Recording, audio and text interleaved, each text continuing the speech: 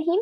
Today we are going to discuss our first lecture related to the topic subject maximizing resources to achieve business success. I'm your instructor Ramsha Farman and this is our first lecture. So let's continue.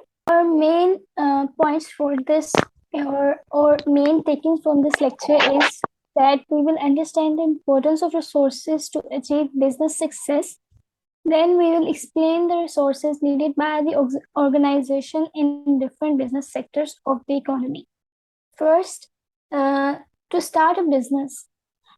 In order to start a business, it is very important that the owner of the organization should focus on all the resources of the business, like human resources, technology, money, material, and methods.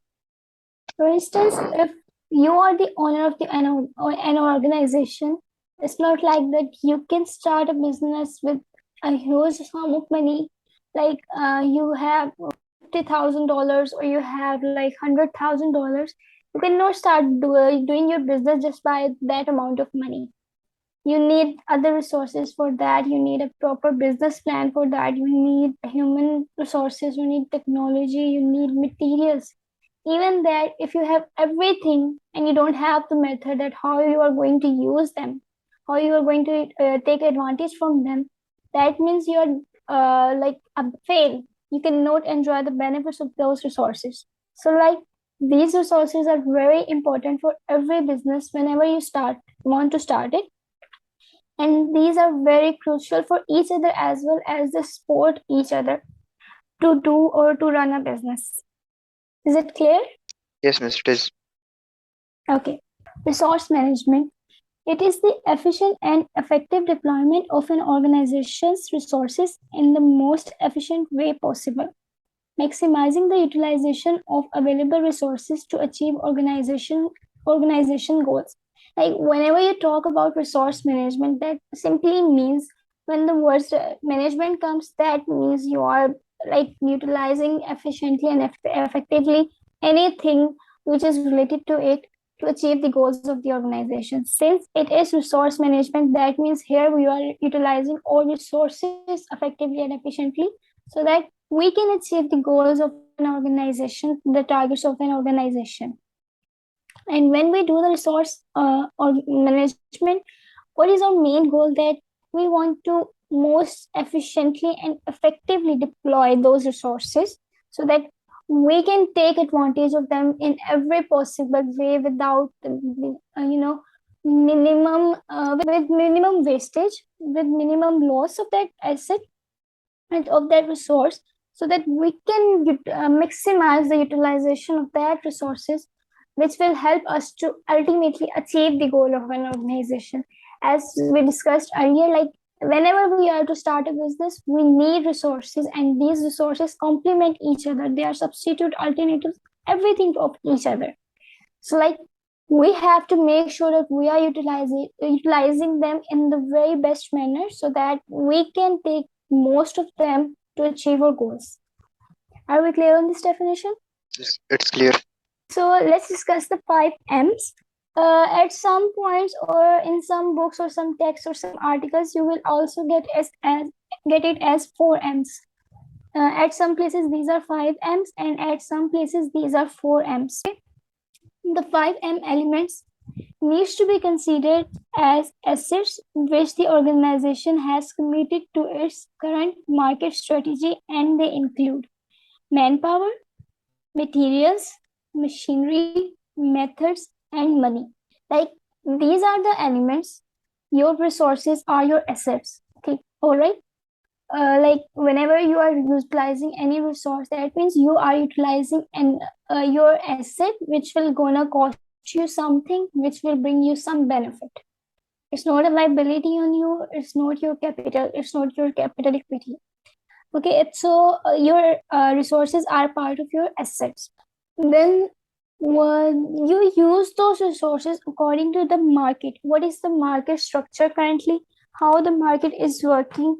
Like what, for instance, if you say you are using human resource for an IT technology industry, so what you are gonna do, you will look at the current technology trends in that industry, you will look you will look deeper into that, and you will just choose those persons which are working according to the needs of the market.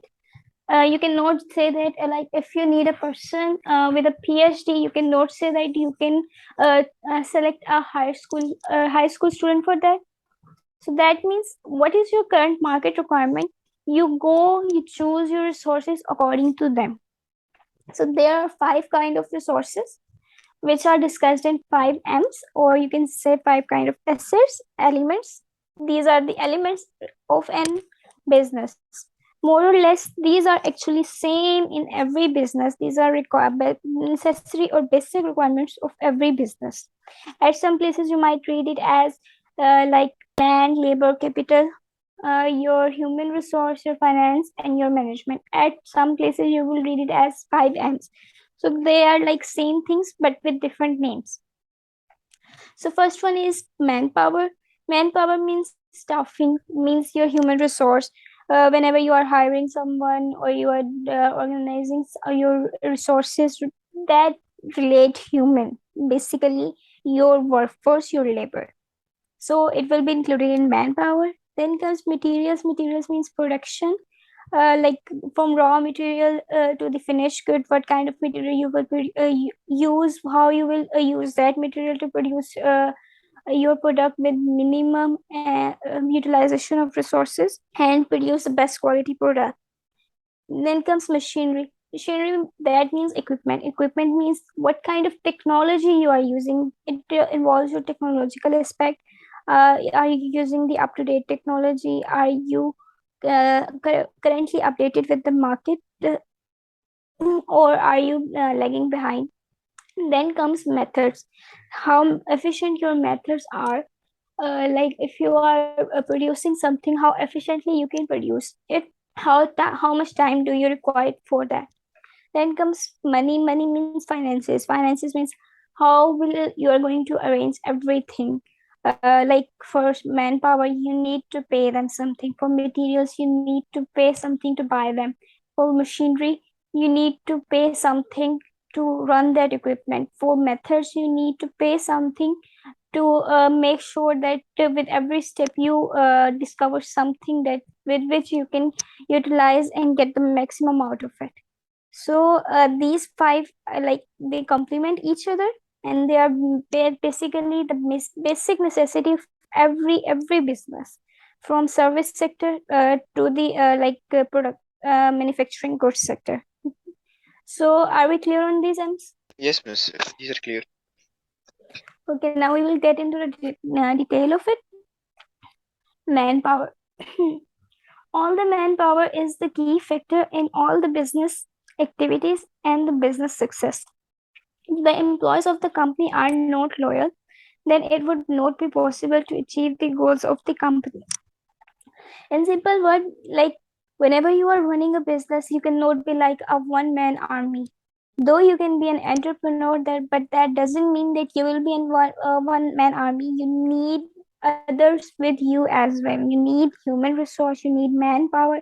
It could be your friends which would be helping you, it could be your family which could be helping you, or it could be someone you have hired which could be helping you to run your business activities.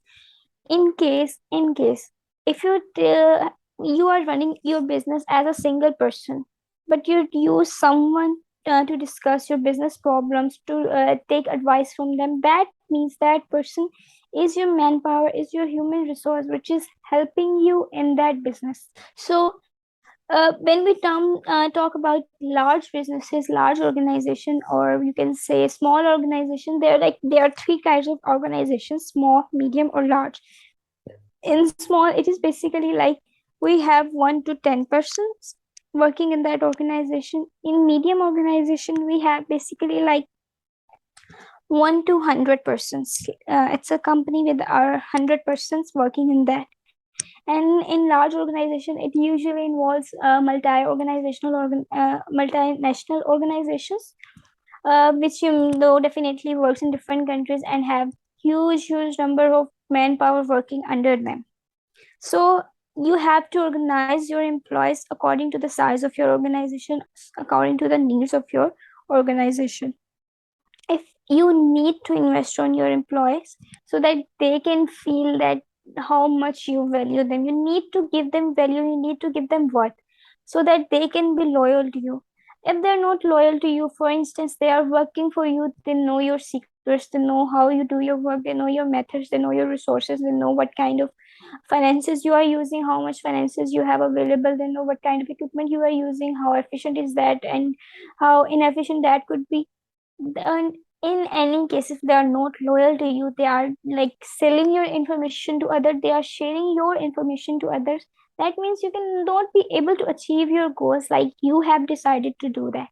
So manpower is like a main source for you, is very important for you, key factor for your business to run it smoothly. And to make sure it runs smoothly, you need to invest in that manpower. You need to work from them. You need to make them feel that how you give value to them. And it's not like that you will give them worldly value. You have to prove it with your actions as well. So, are we clear on this? Yes, miss. Okay. Then comes the material. Material includes the raw material that is used to produce the products. This raw material should be of minimum cost so that profit can be maximized. Although the quality of the material matters too. So material basically is like it can involve any kind of material.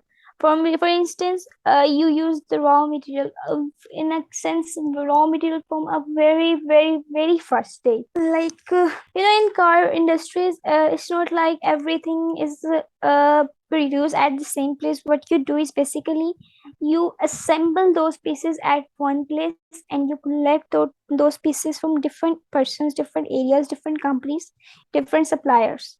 So I guess you must be aware of this sector or any sector you are aware of, just name it so that we can use that as an example. Like the material, like you're saying So, that material. sorry? I didn't understood your question. Can you please repeat it? I'm saying any industry that you are aware of, like how it works, so we can use that an example. Or if you are aware of car industry, so we can use that as an example. Like, can we use some cars about car industry Okay, about then let's go vehicles? with the car. Okay, let's go with the automobile car industries. So Yes. basically, what happens? You know that the engine is made at one place, the body parts are made at one place, the tires come from another place. So what are these? These are the raw materials for the preparation of a finished good. You Yes. collect them at one place, you bring them at one place, you assemble them, and make the final product from them under your name. So this is like Yes. you use different raw materials depending upon the type of organization, depending upon the need of your organization, your industry, your materials vary according to them. Then the raw materials, you try your level best that whatever the raw material you attain should be attained at the minimum price so that it can cost you less. For instance, if you are selling a car for $5,000, but after the raw materials you have purchased for it, it is costing you like $5,500. So it's not like you can take profit of it. Or for instance, you can say you are selling a car for $6,000 and the materials you purchased for it is costing you around $5,800. So what happens? You have just a $200 of profit, and what you have to do, you have to pay your in like manpower to them. You have to pay your expenses, you have to pay your bills to them.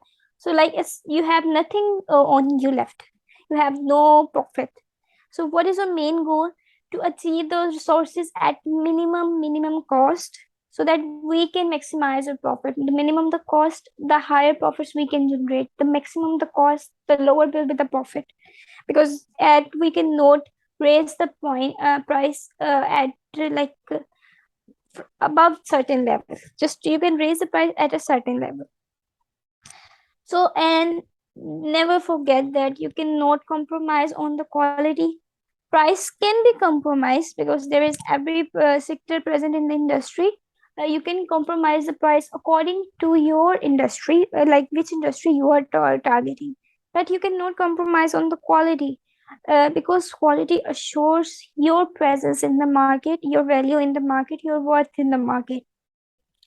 For instance, if you produce a car with the cheaper quality, you use the worst quality material for that.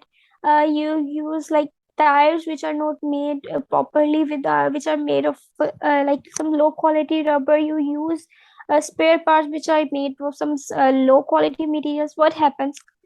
Suddenly or unfortunately, that cars get crashed or get into an accident. What will happen? Your quality will be compromised. So what will happen? You have to face that. You have to face those resources, quality of the materials. So you cannot compromise on the qualities. Like you have uh, you like you have learned that you have to attain your materials at the minimum cost so that you can maximize the profits. That means Yes. with the you can achieve low quality materials at the minimum cost, but you cannot compromise your quality in the market because your quality will take you to the heights of the success. So achieve or attain your material at the best quality materials available in the market so that you can make your worth, and try to attain them at the minimum cost so that your profits can be maximized. Okay. And you were saying about the quality of material. Yeah, you have to make sure that you use the best quality materials for your product at the minimum cost so that you can produce maximum profits at the best value provision to the customers. Yes, miss. Okay, let's move to the next slide. Then comes the machinery. Machinery means the equipment which you use for. Okay, let's leave that slide first. Machinery means all the technology used within the business success. It is important that the higher management of the employees should focus changing technology to compete with the environment. Like we have discussed earlier, machinery means the equipment which are using to run your business. So what kind of material you are using depends upon the type of your industry. What kind of technology you are using depends upon the type of your industry. For instance, if you are in the IT industry, that means your technology will up to date rapidly with the fast change you cannot even imagine. Your technology, so you have to be, and you have to keep yourself up to date with that. For instance, you have changed your technology last month and it said suddenly changed now again. After a month it will change again. It produces more investments in it. It's not like you can continue with the last technology. You have to bring those changes to your product as well, to your method or to your business as well, to keep yourself up to date. So uh, technology is one of the main sources, like how much up to date technology you use for the success of your business. Now, it is important that the higher management of the employees should focus changing technology to compete with the environment. For instance, like being a worker or being a manager, you see that your employees are getting to know, have the know-how of the current technology, how it is working. They are very much used to it. Now you see that there is a change in the technology and your co-worker, your employees don't want you to change it. But what do you have to see? You have to see the benefits of the organization, because you know that if you introduce that new technology to your industry, to your like company, to your organization, it will benefit you. It will minimize your resources. It will maximize your profits. So what you will do, you will focus on the environment. You will focus on the needs of the environment. You have to take harsh decisions, but you have to be rational. You have to make sure that every employee of your company focus on that and be sure to achieve the goals of the organization. So you have to keep an eye on the changing trends of the technology within any industry. Are we clear on this? Yes, miss. We are. Yeah. Okay. Then comes the method. Methods means all the techniques and the ways by which the company can achieve the goals. In order to achieve the goals, it is very important that you should use up to date and experienced methods. Methods simply means, as the word suggests, methods. That means the ways you are doing your business. You are producing your work materials. You are producing your raw material, finished goods. You are using whatever the ways you are using to achieve your business goals. It involves the techniques. It involves the like you can say, it involves the strategies which you are using to run your business. You cannot say that last time you encountered a problem, last time you used the low cost strategy, you are going to use uh, okay, let's not use the low cost strategy in this example. Like you can say that in the last period you have, let's take an example of 2 quarters. Last quarter you have the opportunity to cut your costs, to lower the price of your products, because of the low inflation rate, because of the government policies which were in your benefit. Now in this quarter, what happens, the government has raised taxes, the government has raised the prices of the goods. So what will the government has raised the prices of the like electricity bills and everything. So you cannot use that cost cutting strategy again in this quarter. Like you are using the same techniques, but you cannot provide that benefit to your to your customers. So you have to use those technology techniques. You have to use those ways, those methods which are according to your company's goals, which will help you to achieve your company's goals. So in order to achieve your goals, you should be up to date and experienced. You should use up to date and experienced methods. Like you have used some strategy in the past, and you know that you didn't have a good experience with it. Maybe because of the situation, maybe because of the environment around you. You have to critically go through those factors, and then you have to come up with the methods which will help you now in this conditions, in this situation. So every time you do, make sure your methods must be up to date. Let me give you a very simple example through which you can easily understand. Like before the COVID-19, what was the basic trend? People used to sell physically. They were used to go to their shops, open them, wait for the customer to get to them, and they will sell their products to them. And then they close it, and again they come back, and this is how they usually it works. The cycle of the business goes on. But when the COVID came, business was forced to shut down for a time. They were forced to put a lockdown on them. What was the then what was the outcome of that? You cannot run your business to them. You cannot achieve your profits to them. That methods, that techniques which you were using of doing physical business were not in your favor anymore. Though it was always the best way through which you can sell the business. Then what happened? People changed their methods, people changed their techniques and ways. Everyone started to come online. Everyone started to make deliveries to make sure that the customer will get their product at their house, at their doorstep. They make sure their online presence, so that their customer don't forget them. That means they adapt the environment, they adapt their methods according to the changing environment. So be sure to be always up to date with your methods, no matter how risky it could be, but be sure to use the up to date methods. So are we clear on this now? Yes, miss, very clear. Okay. Then comes money.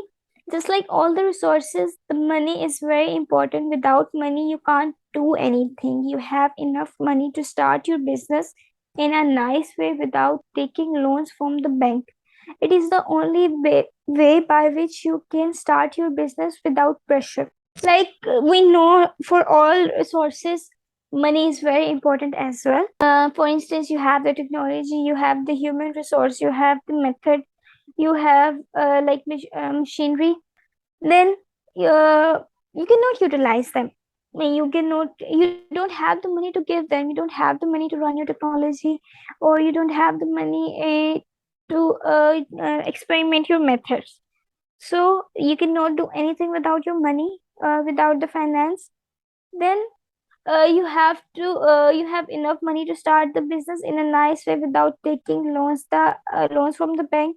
It is one of the best way to start your business without the pressure, since you know that you have not taken any kind of loan. So you don't have that external pressure on yourself, which will pressurize you in all situations, which will keep you haunted for paying the loans, or in that kind of situation. But it is not like it is the only way. If you don't have enough resources, so you will wait for the resources to be generated and then start your business. It is not like that. Just don't get confused in that way. You can always use your equity versus debt ratio. You can always use the loans to start a business. This is one of the only way. This is one of the way which will help you to start your business without the pressure. So are we clear on the slide? Yes, miss, it's clear. Okay. Then comes the business resources. Among all those resources, the manpower is the most important resource, as well as the human resource. Uh, sorry, as well as the human resource, a business needs to accurately manage their physical and technological resources. As we have discussed the main resources earlier, we have discussed how important manpower is for that. Now we will discuss the physical and the technological resources which of the organization. The physical resources are those resources that business need to carry out its activities. These are the resources which a business use to carry out its activities, to run their businesses. They are like very crucial for the business. For instance, these resources involve the building and facilities, materials and waste, plant and machinery, equipment including IT, plant maintenance and refurbishment, emergency provision, insurance, and security. To run a business, you need some place to start your business. You need some kind of building. It's not like you are like standing on the road or sitting on the road and you start your business. No, it's not like that. You need some kind of business. Even if you see that if a person is selling fruits, he has his cart. He don't go taking foods in his hand and go to one door. No, he has his cart. He places it at one place and he waits for the customers to arrive there and then provide them the facilities. Or if he takes his cart to the places where the customers live and provide them with the basic facilities. So what is that? He need that physical resource to run his business. He need materials to run his business. It's not like if he has the card, he can start taking that card to everywhere. No, unless he don't have the material to sell, he cannot take profit of them. Then he needs to have a plant and machinery. We are taking the example of a car, so we can say in this case, you can say that you cannot run that cart without its tires. So you need to run that cart with its tires. So it's like a machinery for that cart. Let's say, change the example. You want to produce automobiles, but you don't have machinery from that. You cannot do that without the machinery and the plant and the equipment necessary for that. So you have to make sure that you have the ability of those resources. Then you need to plan the maintenance and refurbishment. You need to renovate them again and again. You need to may focus on them. It's not like once you have bought them, then you will leave them on their own. No, you have to maintain them time to time. You have to look for any kind of dullness, any kind of lag in them, so that you can make sure that it will not cause you any problems in the future. Then comes emergency provision. In emergency provision, make sure that you have the emergency provision available on you. any kind of emergency occurs at your business place, make sure that you have the resources to face that emergency. For instance, you see that at many places we have seen fire alarms, at many places we see that fire extinguishers are present. So it's like it is the emergency provision. You know that in companies, in factories, there is like a sick room available for them. Maybe at some companies, at good places, there is a sick room available for them, there is a doctor available for them, or you can say there is a restroom available for the persons, for the employees. It's like the emergency of provision for them. Then comes like you can provide them with a first aid kit. It's like the emergency provision. So in case of any kind of emergency, you have to make sure that you have the provision to the critical or basic resources for that. Then comes the insurance and security. Like if you have the insurance of those resources, you are kind of in a risk-free situation to some extent, and then you need to provide the security of those resources. So are we clear on those physical in these physical resources? Yes, miss. These are clear. Okay, so now we are going to discuss the technological resources. These are not the technological equipment, but are resources such as intellectual property. Like when the word technical comes, these are not the technological equipment. Like whenever you talk about technology, you know, like look at the company's machinery and that the equipment which it is using, but you look at the resources that such as intellectual property. But basically, your technical skills matters a lot. Your technical skills are related to your cognitive ability. You know that whenever you are taking some test, you know that you must have heard the word analytical skills, cognitive skills. These are all your technical skills, like how fast your brain can solve a problem, how fast or how easily you can solve the problem. It is your problem solving skills as well, which are related to your technical ability or your ability to understand things, your ability to generate ideas, your ability to bring something out of the box. So it's not just related to the equipment or the technology which is like physically present in front of you, which you have been using. So let's go in the detail of it. The first comes the intellectual property. Intellectual property is like your thinking, your thoughts, your ideas, what kind of things you are thinking related to your products. It's your intellectual property. It's your technical property, which is your brainchild. It's not like it's not necessary. I'm saying again, the technological property will involve only just the equipment. It involves your intellectual property, your thoughts, your ideas, your imagination. Then comes the accumulated experience and skills. Like how much experience do you have, how much skills do you have. The more skills you acquire, the more the technical person you will become. Okay. You see that uh, whenever you go to a mechanic, no matter how skillful he will be, we will say he's that much technical, he knows this much technology. This is because on the basis of his experience and on the basis of his skills, you will not say on that he is using that technology, and it is on the basis of that technology. But no, it is basis on his skills and experiences. Then comes the software and license. For instance, you generate a software and then you license it. Or how many license do you get for using a software? For instance, your accumulated experience, your experience allows you to use different softwares and allows you to have access to their licenses as well. So it is your technical skill as well. It is your technological resource as well. Then comes protection via patents and copyrights, like protection via patents and copyrights. What you do basically, you generate yourself some patents, or you generate some copyrights, which will help you to protect your intellectual property, which will help you to protect your technological resources. So all this helps in your technological resources, or all these are your technological resources. Are you clear on this slide? Are we clear? Yes, Miss, I'm clear. Okay, let's move forward then. Then comes the sectors of the economy. Industry is the sector of the economy concerned with the production of goods and services.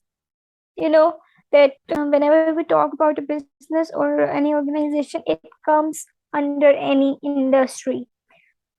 We have like different industries working in our environment, working in our economy is the major, or you can say the macro environment in which industries are working, and then industry in which different organization and businesses are running. So industry is the sector of the economy has different sectors depending upon which you are discussing. Then economy involves your agriculture sector, your industrial sector, your technological sector, or your educational sectors. So there are many multiple sectors working under the economy. So industry is the sector of the economy concerned with the production of goods and services. In this sector, in the industries, we produce goods and services. For instance, if you're talking about some manufacturing industry, you will see that it produces some finished goods for the consumers. And when we talk about services, for instance, you can say hospitals, you can say educational institutes, you can say NGOs. What they do, they provide you with the services related to those goods. Then industry has four sectors. Your economy is basically concerned with the four sectors of the industries. Then first comes the primary, then comes secondary, then tertiary, and then quaternary. Now let's get into detail of it. In the primary sector of the industry is also called extraction. It generally involves changing natural resources into primary products. Most products from these sectors are considered raw materials for other industries. Primary industry is a larger sector in developing countries. For instance, animal husbandry is more common in Africa than in Japan. So what we get the simple idea from here that the primary sector basically involves the extraction of any kind of material, in its in its pure form, in its raw form, that you cannot see by you cannot guess by looking at it what it will be used to produce, what kind of resource it will be in the future, or what can be kind of product can be produced from it. It is like a piece with no meaning. So it is in primary sector of the industry is also called extraction. Since we are using the word extraction, so let's take the example of oil. You know that we extract oil from the ground. There are different stages of it, then like crude oil, petroleum oil. So there are different kind of oils available, and we extract them according to our needs. So oil is like the raw material. It's not like any kind of finished goods. It's not like you can take advantage from that directly. You use it as a raw material for other industries. You use petrol to run your cars, to you use petrol, you use oil to run your industries. You use natural gas to run your businesses. You use different natural resources to run your businesses. Or these natural resources work as raw materials for your businesses. So it generally involves changing natural resources into primary products. For instance, we say that, okay, let's simply say that you have a kettle, or you can say that you have a cow available to you. Now, what is cow to you? A natural resource. It is a resource for you to have milk. It is a resource for you to have meat. If you do, if you slaughter it, and it is a source for you to sell its. You can use its skin to sell to someone. as a primary resource, which he will use as a raw material, and then will produce finished goods from it. You see that many products are produced, many quality products are produced with the skins of the animals. You see that snake skins are also used. You see that the animals skins, like such as cows, kettles, sheep's, goats, their skins are also used for producing leather or such related materials. So what happens? These natural resources are primary products. These are the natural, considered as natural resources, and the primary industry is a larger sector in developing countries. For instance, Pakistan is a developing country, and this industry is a primary sector. This primary sector industry is a larger sector in Pakistan. So here they have given the example of animal husbandry is more common in Africa than in Japan. Like in Africa, people like to keep animals. People like to take care of them, nourish them. And then in Japan, and where this trend is not common. So are we clear on this sector? Yes, miss, I think I'm clear. Okay, so then let's move forward. Then comes the secondary sector. The secondary sector manufacturing produces finished, usable goods. This sector of the industry generally takes output of the primary sector and manufactures finished goods or where they are suitable for use by other businesses for exports or sale to domestic customers. This sector is often divided into light industry and heavy industry. For instance, secondary goods. In secondary goods, what you simply do, you manufacture the products into finished goods.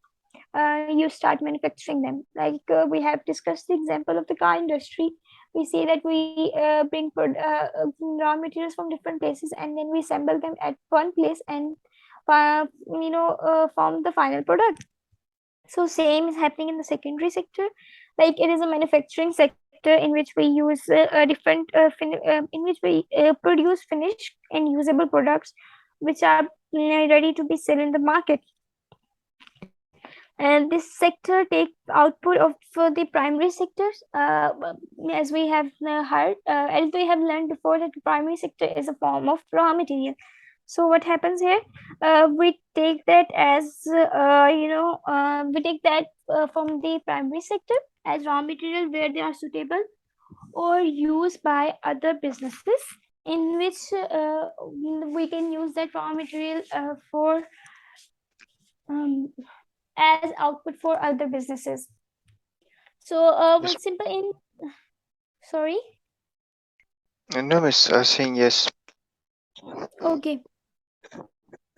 Like simply, a simple example of secondary goods is that, or in simple words, to produce finished goods from the raw material. In Yes. simple words, these are your secondary materials. Then it is divided into two industries, heavy and light. These are the examples of those industries. For example, aerospace manufacturing, for example, automobile manufacturing, brewing industry, chemical industry, clothing industry, electronics, engineering industry, energy industry, metalworking, steel production, software engineering, telecommunication, uh, industry, tobacco industry. So all these are the examples of heavy industry. As from these words you can easily guess that we are talking about heavy materials, heavy production. So these are the examples of heavy industry, so you can easily get an idea of that industry easily from here. Then in contrast to that, for instance, in tobacco industry is not a heavy industry. Telecommunication industry is not a heavy industry. Software engineering is an heavy industry. Like, just let me give you a simple example. In one industry, you produce aeroplanes. So simply, the word suggests it's a very heavy industry. And in in one sector you produce cakes, or you produce dairy products. So what you get the idea simply, it's a light industry. You are producing daily necessities here. So these won't cost you much. So are you clear on the difference between heavy and light industry? Yes, miss. Yes, miss. It's clear. Okay, let's move forward. Then comes the tertiary industry. The tertiary sector of the industry, also known as the service sector or the service industry, it involves the provision of services to business as well as final consumers. Services may involve the transport, distribution, and sale of goods from producer to a consumer, or may involve the provision of a service such as in pest control or entertainment. From the tertiary sector, you can simply guess the idea that it is related to the services sector now. It doesn't involve any kind of manufacturing of the final goods, any kind of manufacturing from the raw materials. It's just as your industry sector, your that sector of the business, which doesn't involve any kind of physical goods. Then, for instance, you can say transport. Services may involve transport, distribution, and sales of goods from producers to a customer. This is a service. Like you are like a middleman providing that services from one to other. Okay, you can see that education sector is a service sector. A hospital is a service sector. What you are doing, you are providing services to one person. You are not producing any kind of final good. So this is your tertiary sector. Are we clear on it? Yes, miss. Okay. Goods may be transformed in the process of providing a service, as happens in the restaurants, industries, or in equipment repair. However, the focus is on people interacting with people, serving the customer rather than transforming physical goods. So, in services, you can not say that there won't be any kind of goods involved. Goods may be involved depending upon the type of service you are providing. For instance, you go to a restaurant, it is a service sector. But what you see there, you order something and it comes to you in the form of physical good. So that physical good is provided to you through a service. So it is a part of service sector. Same is the case of the repair equipment. You bring something to your laptop got broke, you take it to the repairer, you take it to the technician, and he repairs it using some kind of equipment. What he's doing, he's provided you basically the services, but on the product. So our main focus is basically is on the persons we are interacting with. We are providing them with the services. The better the service you provide, the better will be the experience. It's not like you will transform the physical goods or you will make physical goods. You will provide services on them. So are we clear on this concept? Yes, miss. Okay, example. The example of this is news media, media industry, hotel, consulting, healthcare, hospitals, waste disposals, estate agents, business services, restaurants, local government services, central government service, education, law and order. Do I need to explain any of it? No, miss. Okay. Then comes the quaternary sector. The quaternary sector is the research industry. Industrial research looks for new ways to cut costs, find new markets, produce new ideas, produce production methods, and new production methods and methods of manufacture. Sorry for that. New production methods and methods of manufacture. So in quaternary sector, basically it is related to your research sectors, your R&D, research and development. What you do in this, you look for the ways through which you can minimize your, you can get to idea, or you can get to know new methods of production, or new methods of manufacturing. You can get new ideas, you can get to know new markets. So anything which is related to the research is a part of quaternary sector. So are we clear on this? Yes, miss. Okay. So basically now I'm giving you the short a recap of it. We have 4 sectors. First is primary, then comes secondary, tertiary, and quaternary. Primary is your raw material, secondary is your manufacturing, tertiary, third is tertiary, which is related to your service sector, and then comes the quaternary, which is related to the research industry. And then we have three related examples to them. Organizations Mr. are only allowed to survive so long as their managers and employees are able to keep the organizations up to date and in line with consumer needs. Organizations form an essential group to any society. There is inherent power in the grouping of people together who are focused on a common goal or product. Though these power are not limited to economic resources but to influence and cultural value. What we get the simple idea here is that to keep your organization survive for long in the market, you need to be up to date with the market. You, your managers, your employees, everybody needs to be up to date, keeping the trends of the market in mind, and keeping making yourself up to date according to those trends. Your organizations form some groups in the society, or they can form essential groups in the society depending upon their worth in the society. And these groups then focus on the production of a common goal or common product or common service or anything which is for the mutual benefit of everyone. These powers are not limited to economic resources. Like, it is not just economic resource, like you have utilized the resource, you have provided the product to your customer and then over. No, but also to influence and cultural value. The product you are provided to your customers, it can affect them, it can influence them, it can even change their culture as well, it can even influence their cultural values as well. For instance, you can simply take here an example of iPhone. Which iPhone has to, it not just utilize the economic resources, but it has started to influence the people. Now it has become the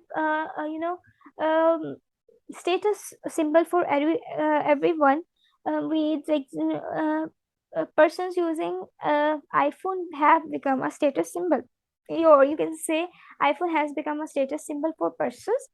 It has started to influence the persons, it has started to influence the cultural value, it has started to change or shift the cultural value. So are we clear on the slides? Do you get the idea what is we are trying to say here? Yeah, miss. It's clear. Any confusion? No, miss. Okay. In any organization, there is need to utilize available resources for better performance. The term management of organizational resources refers to proper utilization of such resources as assets, information, humans, and financial resources. Many organizations fail to reach their set targets due to lack of proper management of these resources. Simply, we have learned the concept of resource management at the start. That is the efficient and effective deployment of these resources to achieve the organization goals. If an organization don't do that, if it don't utilize the available resources for better performance, then what happens?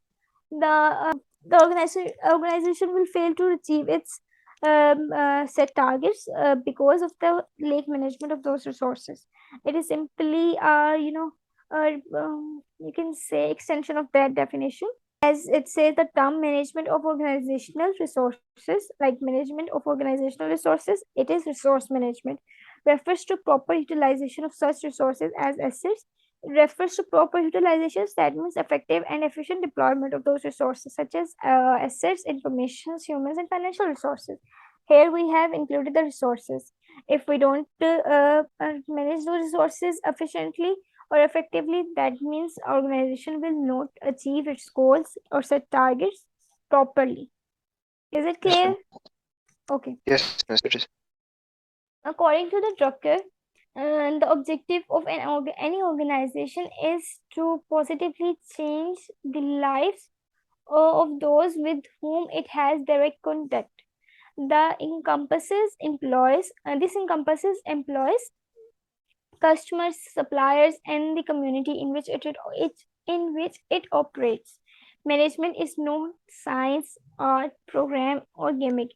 It is practice based on fundamental belief. Like Drucker is an author, English author, according to whom the objective of any organization is not just related on producing the products. It is related to positively change their life. It is related to bring changes in their life with everyone he is in direct contact. Now, with whom the organization is in direct contact with. Like in the last lecture, in the business environment lecture, we have discussed the best analysis, if you remember.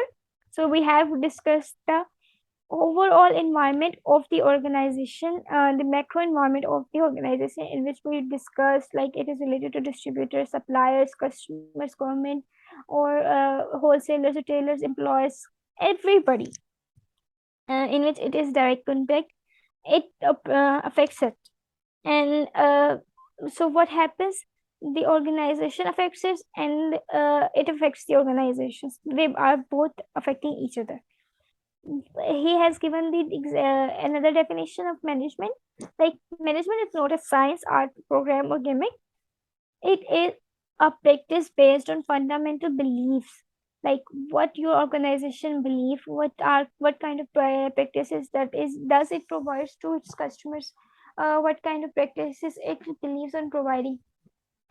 It is now has become that practice which is based on those beliefs. And the management has become a practice. Okay. Okay, miss. Yes. Any kind of confusion or ambiguity here? No, miss. Till now, not. Okay. So you should be professional in using all these key resources so that you can get maximum profit. Don't forget to focus on the manpower, as these are the key resources of the company or the organization. We have discussed a detail on these two major outcomes or major, taking from this lecture. I hope now you can get the clear idea of what we are trying to say here. Okay? Yes, miss. Any confusion? No, miss. I'll read the slides again. If I had any question, then I'll ask in the group. But now I don't have. Okay.